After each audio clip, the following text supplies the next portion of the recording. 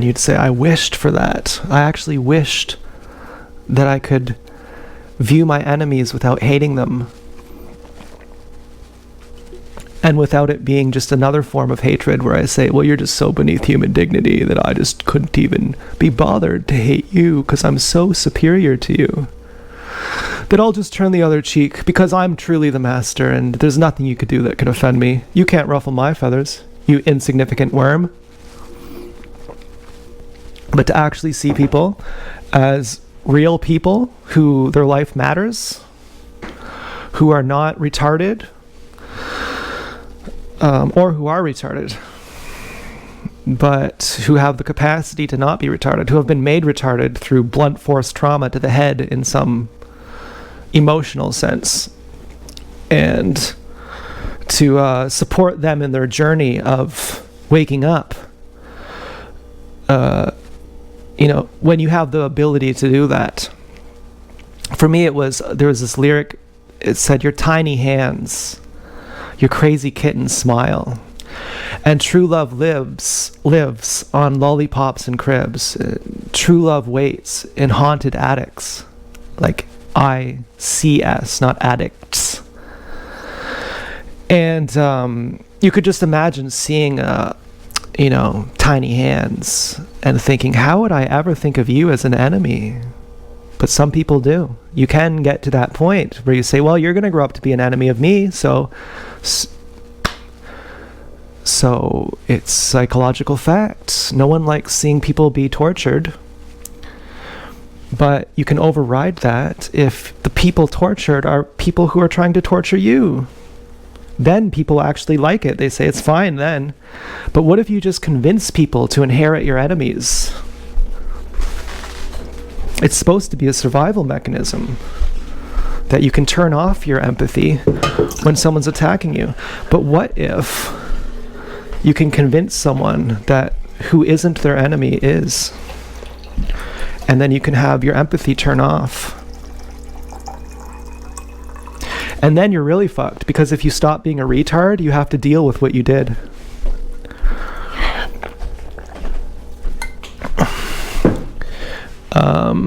Yeah, well, you can always say, well, I was just retarded. You can always use that one. You can, ultimately you can. I was just drilling holes through their heads because I wanted a friend. That was too much. Okay, I actually felt embarrassed doing that. That was John Wayne Gacy, who made movies for the CIA, who was a filmmaker for the CIA. And he probably did the most nasty stuff that other people didn't want to do. But as for just the regular standard, for the standard government issued, okay, no offense to government, okay, I know everyone is to blame. For the standard issue, it was all other people doing it. They pinned most of it on him. So you can always say, well, I was just like Gacy. Which to someone who understands actually does understand. It's actually funny because it's true.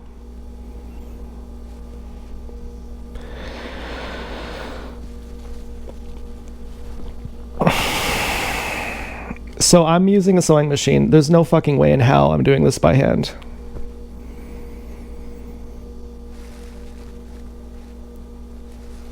Is it really nasty how I cleaned the table? Just pushed everything to the side? Yeah. Is that really bad? Yeah, it's really bad. I shouldn't have done that.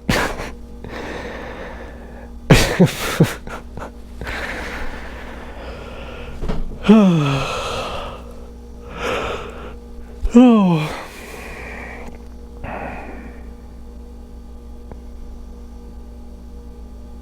Can I stay incomplete and complete at the same time while I'm not high? Yeah, but it's way more difficult. It then comes down to current and voltage and vitality, ultimately. By current and voltage, I just mean vitality. if you're so balanced, do you even have the energy to begin with that you would balance? What if you have a zero voltage phenomenon as your energy source? Your energy is depleted to zero and you're supposed to be balancing it and riding the waves. Well, the drugs bring your energy up really high. And so then if you have balance, you could say, cool, I'm riding the waves super high now. And that's a great trip. And then when your energy goes down, you have guilt, unless your energy is always going up.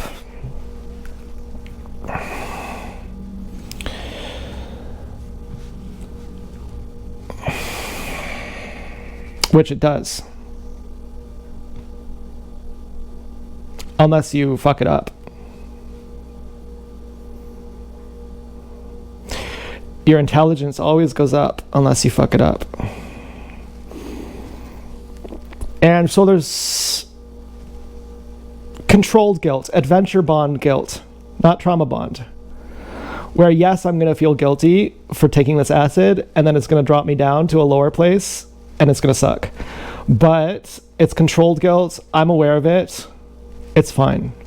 Because on the deeper plane, my water fast is bringing me up higher and higher indefinitely. And it's not going to be a cyclical adrenal fatigue destruction of my body, drug fiend life, sort of cooked grains, grain brain type of fiendishness. Grain brains like Derek Sarno are cool. Okay, fucking Derek Sarno says, I don't visit my family even though I love them because it's easier this way, because I don't particularly like them. Well, you too, Derek Sarno. You're so set in your ways and you're so unconfident that it's immoral to respect you. It's immoral to respect you. You are so stupid, Derek, that respecting you is immoral. And I'm a hardcore vegan who agrees with everything that you won't say out loud about people who are not vegan.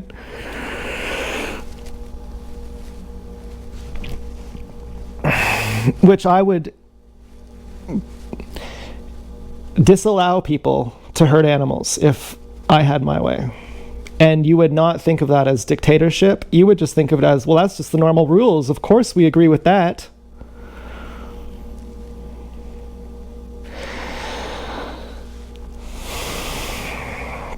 But who is my favorite cooked food vegan chef? Derek Sarno. I do love Derek once in a while. Oh, he goes far beyond SimNet nutrition. Derek and Crystal, I've told Derek and Crystal, I'm in love with you, Crystal, just so you know. Derek, I know that you don't get it and you're going to allow this because you're going to be trying to get the real skinny on how it works. So you're going to allow this, Derek. And then they still talked to me after I said that.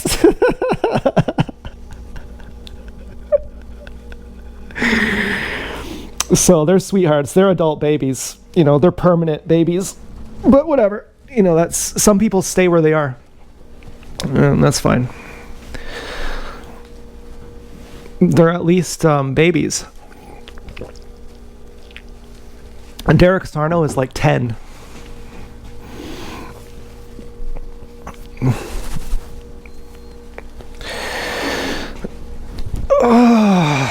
I want to say something dramatic like that and get up and just start parading. It's hard to sit still.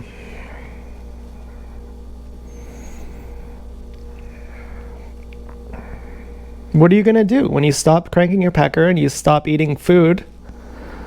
What are you going to do?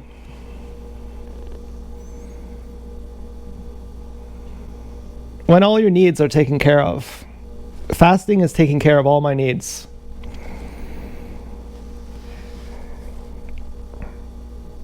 Well, you stretch, really.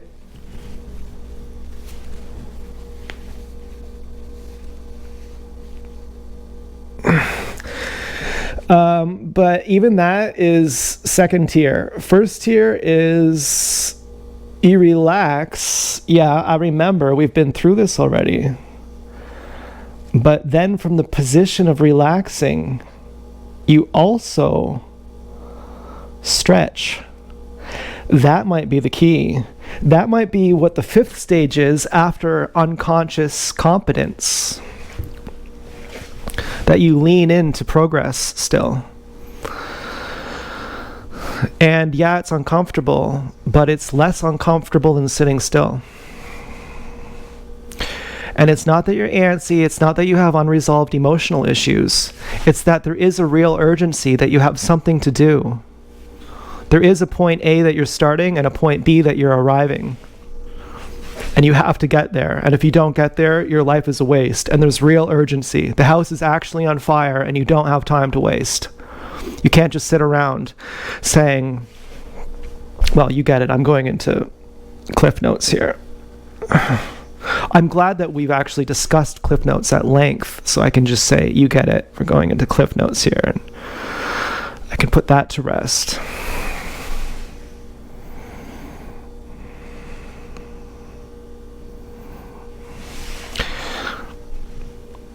Now this is enjoyable. This is a healthy way of stretching.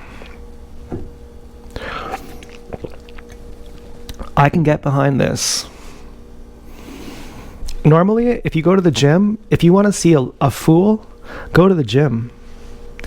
If you want to see a woman embarrassing herself, go to the gym.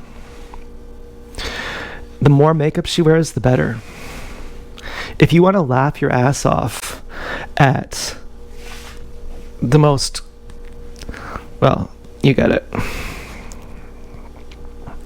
But this,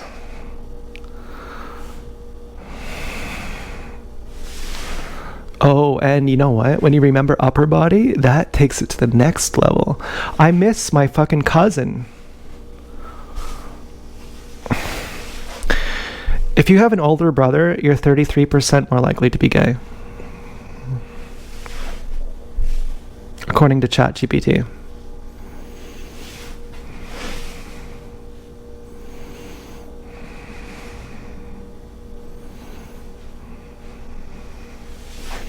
If that wasn't true, female monkeys would have millions of babies. They would have babies forever. They wouldn't stop at just 2 or 3. Stopping at 2 or 3 means you can't replenish the reserves anymore.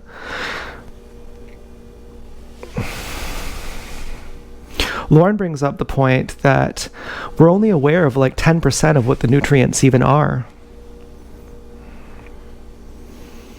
Most of the benefits of the food we're having, we are not even aware.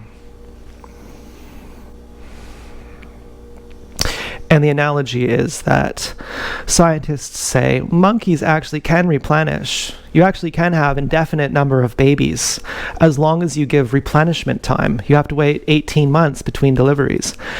And then you could have a healthy baby. And we'll just ignore the fact that there's a 33% more likelihood that they're going to be gay. And we'll just say that's just a random thing. We'll say it's not competitiveness. And that if you're weaker, you're less capable. Because that's taboo.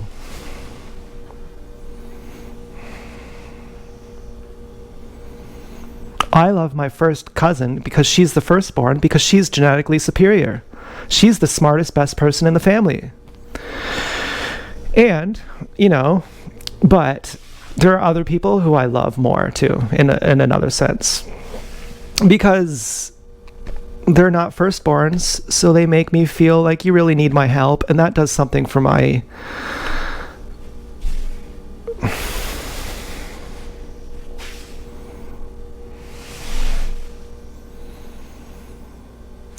ego, I guess. Maybe I shouldn't say that.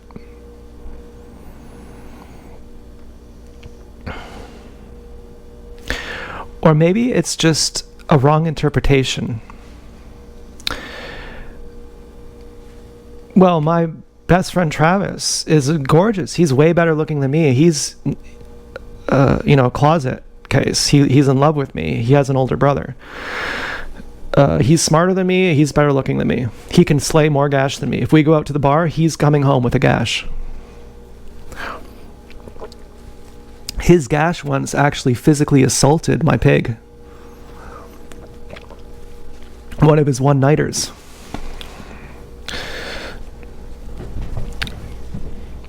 Well, she just slapped her ass, but slapped it so hard. My pig was like, that was like super hard. Like she actually left a huge mark.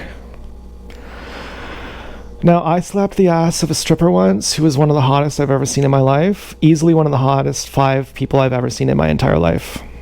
Who gang stalked me to the sushi restaurant after. She was really mad when I slapped her ass that hard. I said, I'm not being aggressive. I actually was just getting into it. And she tried super hard to make me bust. And then when I was about to, she looked at me with severe disapproval. Like, what? You were actually about to? I was like, yeah, I've had enough lap dances that I know what you're trying to do.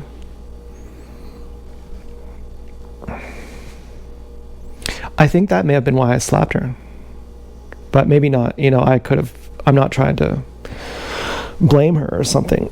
I was really into it. She had probably literally 60-inch hips, 30 something, you know, even in the 20s perhaps waist.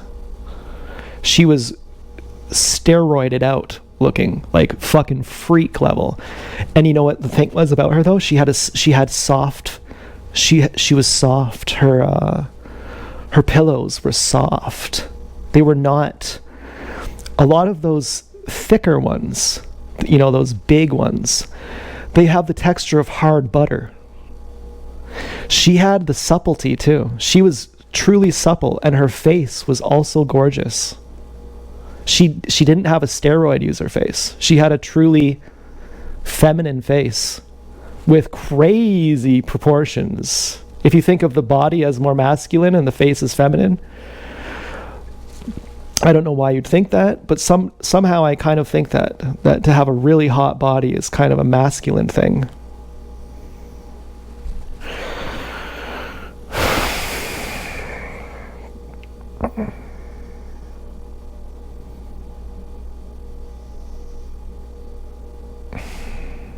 And she drove a Jeep, one of the coolest cars. I saw a Jeep the other day, and it was painted purple, and it was amazing. I wanted to literally stop in the intersection, in the middle of cars, stopping traffic, and say, the color of your Jeep is amazing. I trust you. I looked at her. I had to see her face. She was on the go. She was talking on her phone. She was on the go. She had a life. You know, she's weathered. She was weathered, but she looked like she took care of herself too. She was a real person. A car like that, a color like that, it wasn't just purple. It was one of those special colors where it changes the look of it depending on the angle. But it was matte finish, and it wasn't so ostentatious that you would just say, oh, okay, here we go, another bragger. Another...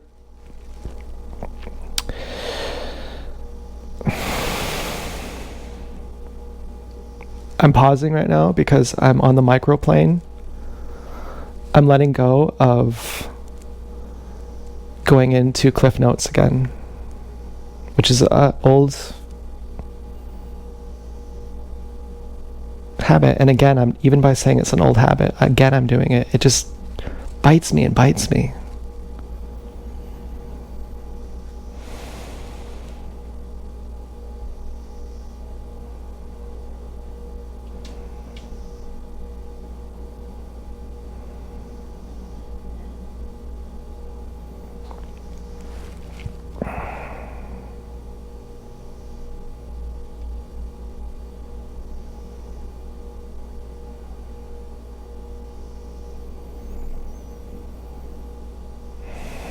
I'm not sure I've recovered.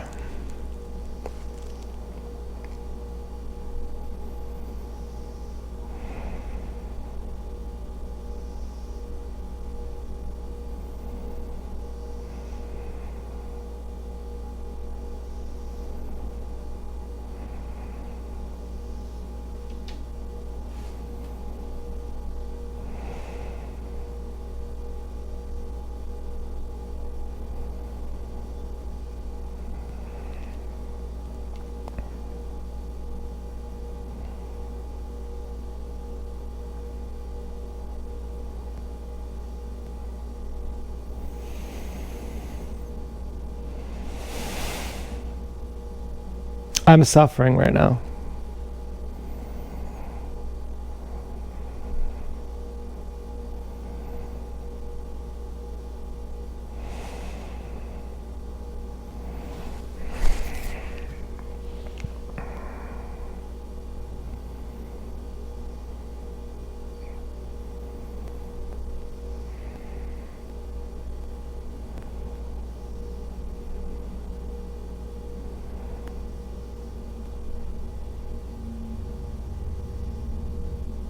I think I just got myself back.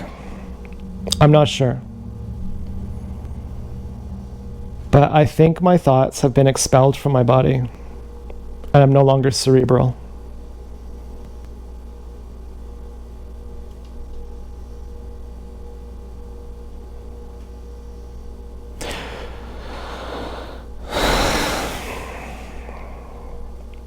I wanted to say my energy starts at my belly and it comes up,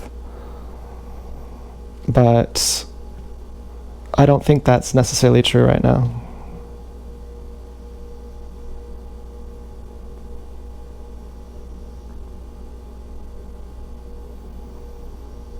That's just something I heard, which does feel true sometimes, and true enough that I want to repeat it to myself. But am I an artisan or am I a follower?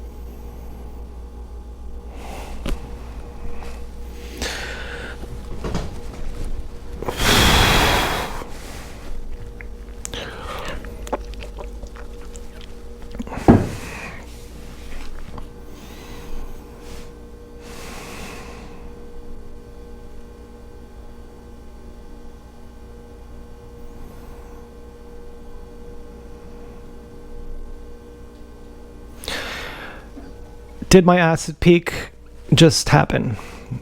Did I just plateau?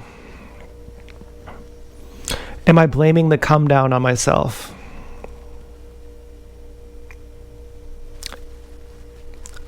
I think so. I think that's what just happened for real. Okay. I think I literally felt the exact moment where the come down happened. And I tried taking credit, like it must have been a mistake. No, we prepared for this. You are going to come down, remember? That's part of the process. And when you come down, there's a certain clarity. You're going to have a certain stupid look of a yogi on your face, where there's no sensitivity anymore. You're going to feel that pop in your brain at some point, that your eyes suddenly look stupid. And that your mind suddenly is stupid. That is going to happen. And it is chemical. And so don't blame it on your meditation.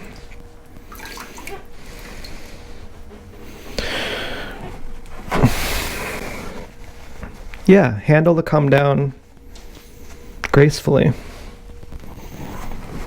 Make acid truly healthy. Make it truly therapeutic.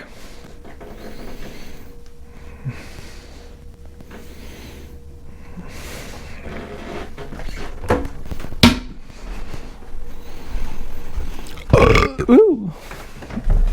I love Paulina too. I really love Paulina. She has no pillows, but she has Uma Thurman level face and Uma Thurman level grandeur.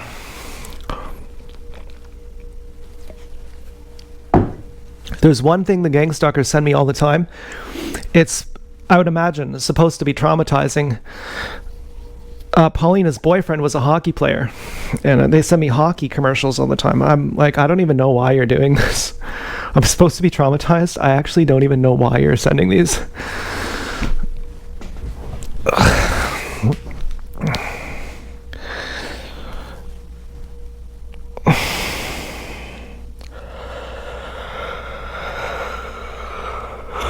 Yeah, she's the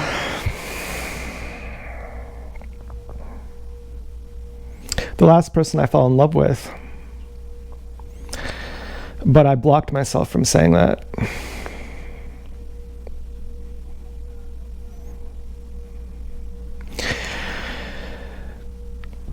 I think it was less obvious the next time because it was more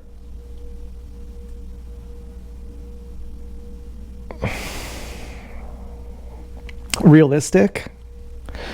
With Paulina, she wasn't even talking to me. She wasn't even communicating with me at all. So she was just a fantasy.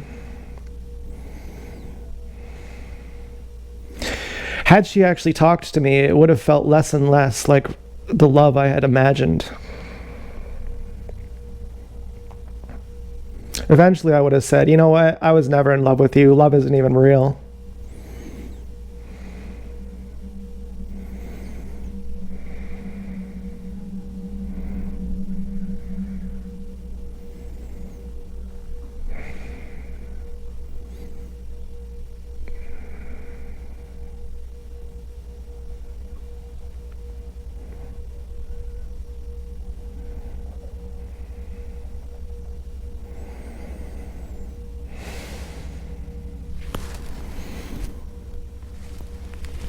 I'm definitely panicking now.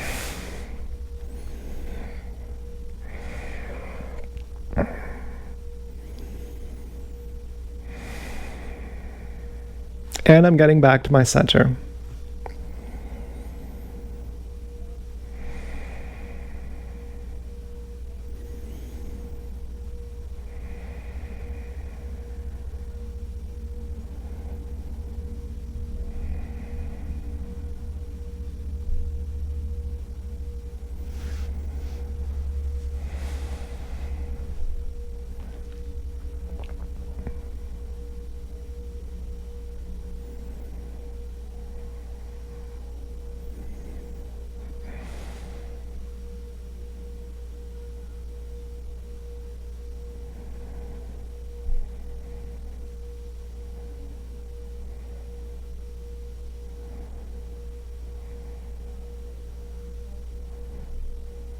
But not really. I'm still panicking.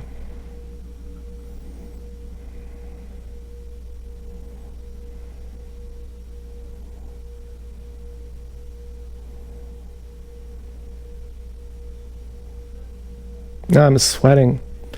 Now I'm blushing. Now I'm feeling like, actually, yes, really. And that was yet again another confidence issue.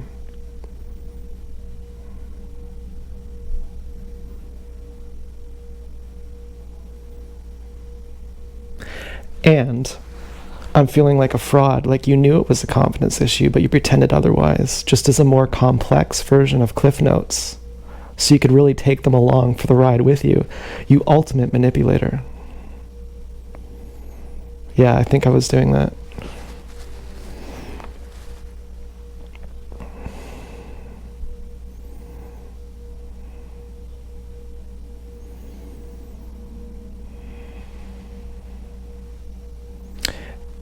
And the truth set me free. Now I'm back. Now I'm coming down in a graceful way because I do enjoy regular life. I do enjoy people.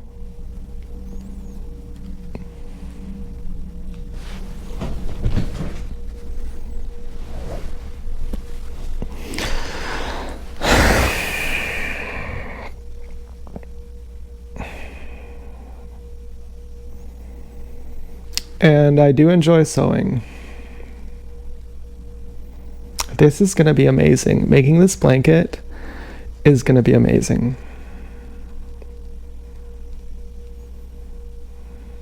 It's going to be fucking amazing. I can't post about it on Quora because I'm banned, but I can show Ava. I can show the rest of the people. Yeah, sometimes it gets under my skin a little bit. I think I'm making a special video for you and you're already watching on hidden camera. It's not really so special for me to trying to do anything special for you when I know that you can see the whole process from the beginning to the end. It's kind of unromantic, really.